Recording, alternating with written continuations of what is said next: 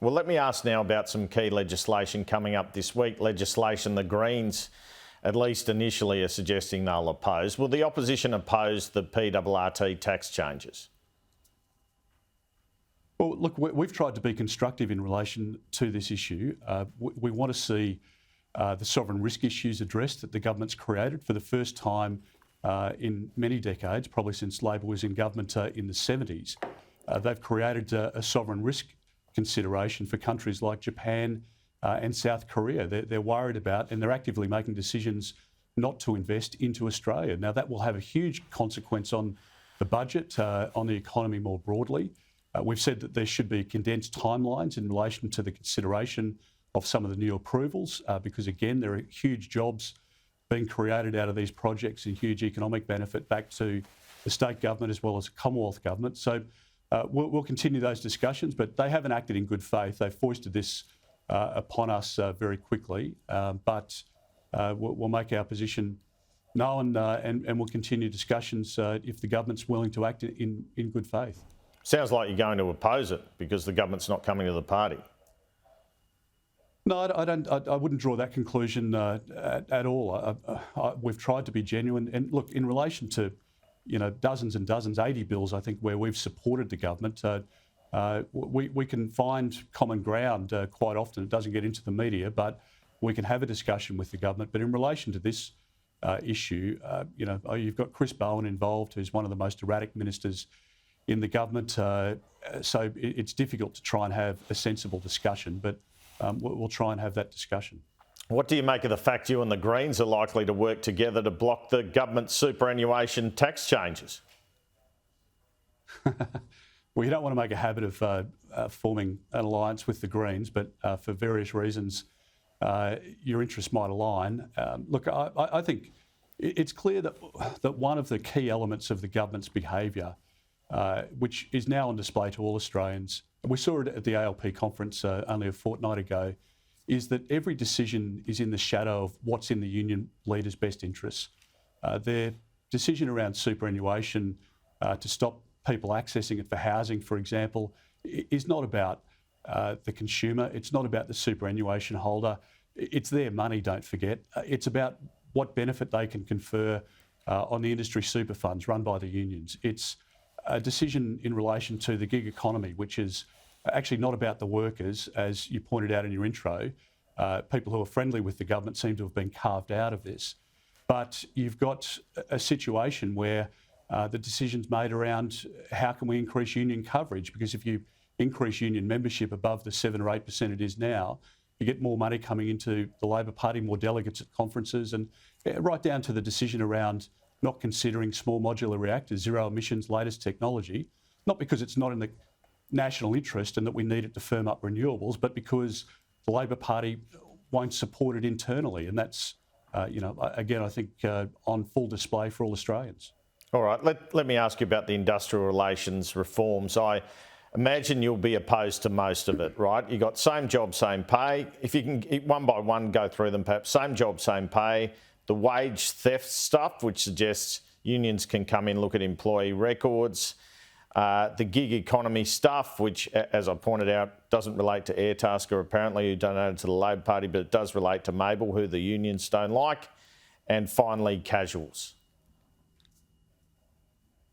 Well, again, Andrew, I mean, this takes us back to a point pre-Paul Keating's time as Prime Minister, and he's pointed that out. The attacks on business at exactly the wrong time will mean that people's cost of living goes up. And I think the government's concentrating on every other issue at the moment. The Prime Minister's obsessed with the voice and has lost sight of the fact that every economic decision the government's made so far in government, out of 2 budgets, has resulted in people's cost of living going through the roof. And people see it every day at the Bowser, at the supermarket, when they pay their insurance bill, whatever it might be. So I think look at it in that context. Why is the government motivated to do this when every business group, every organisation is against it? It's because it's on the union wish list. Okay, are there any of these IR changes you are minded to support? Any of the 4 categories? Well, the criteria for us will be: does it reduce flexibility for the worker and for the employer? Does it drive up the cost of living for families and for small businesses? Does it make it harder for a small business to keep its doors open at a time when the government is making it harder for that business to be successful? They will be the essential criteria that we apply. And on what we've seen so far, it will be very, very difficult for us to support what will be an economy-destroying piece of legislation and just another nail in the coffin of small business. All right. Let me ask now about the Voice campaign. What do you make of John Farnham getting involved? Well, Andrew, I think first point is that, I'm an 80s child, grew up in the 80s. Every Australian is happy with the news that John is making a recovery from a pretty serious condition, obviously, and we wish him and his family, every best wish and hope for a very bright future for him. I think the problem at the moment is not that entertainers and people from the top end of town are supporting the Voice or lending their support to it. It's that the Prime Minister won't support the public in their decision making. He's deliberately withholding information, and withholding that information until after the election. I mean, he's been very clear about that. He'll give you the detail after the vote has taken place, which is quite remarkable. So I think, in a sense, it's the appropriate theme song for the Yes campaign, because remember the key line in the lyrics there is, you're the Voice, try and understand it. And I don't want to sing it. I don't want to break into verse with you here, Andrew, but I honestly don't think, I don't think most Australians understand it, and they want to be informed. There are good people on the yes and no case, or who have decided to vote yes or no. But there are many people in the middle who just say, well, I've got a big hesitation here. It's going in the Constitution. It's going to be permanent. I think it's divisive.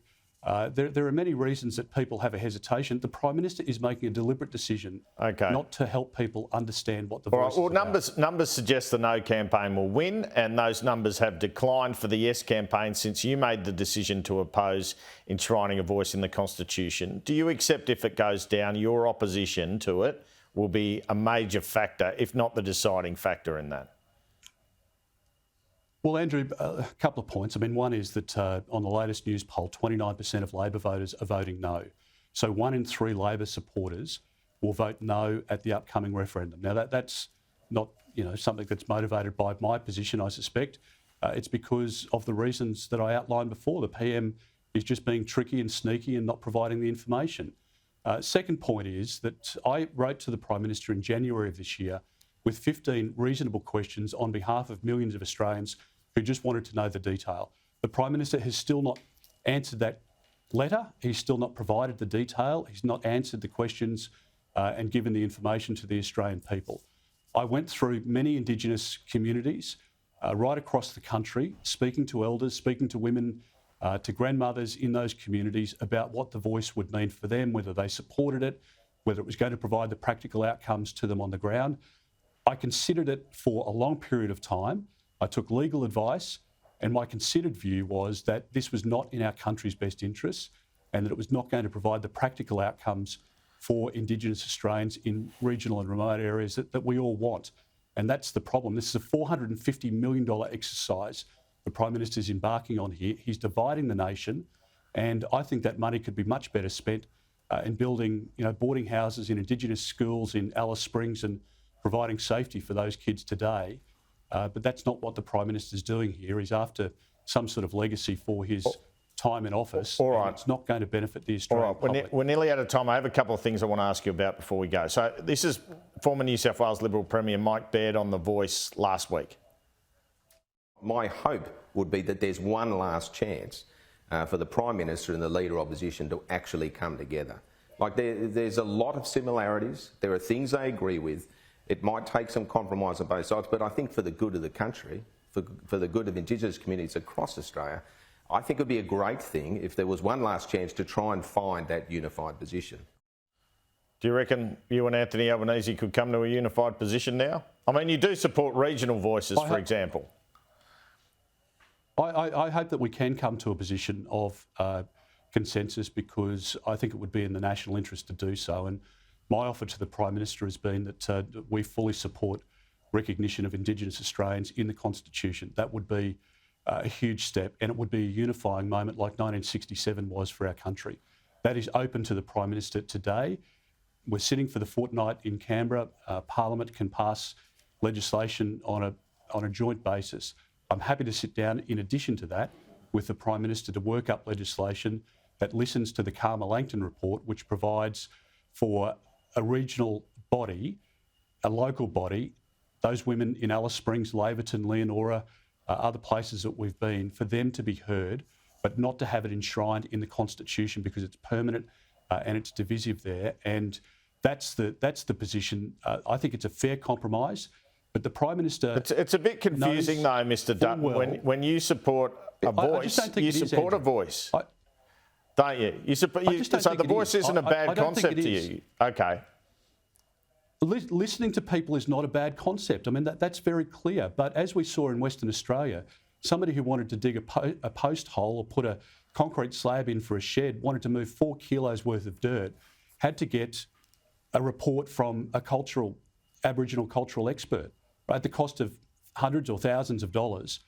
That was in legislation. Had it been in the Constitution, it wouldn't have been abolished. It couldn't have been abolished. All right. There's no law the Parliament can pass to out-rule the Constitution. Mr Dutton, if the voice fails, what's your solution to closing the gap? What would you do in government?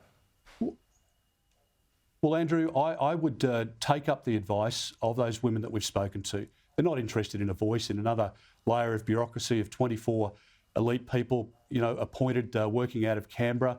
I think they want a safe environment for their kids. They want an education for their children, their grandchildren. They want employment opportunities. How would you do that? Housing. Well, I would work very closely, predominantly with the Northern Territory government, but also the Western Australia and the Queensland government as well. The issue for us, the most acute issue, is in the remote and regional areas. And frankly, it's not just Indigenous kids or Indigenous families in remote WA. It's also non-Indigenous communities that are missing out on health services, the maternal health services, for example.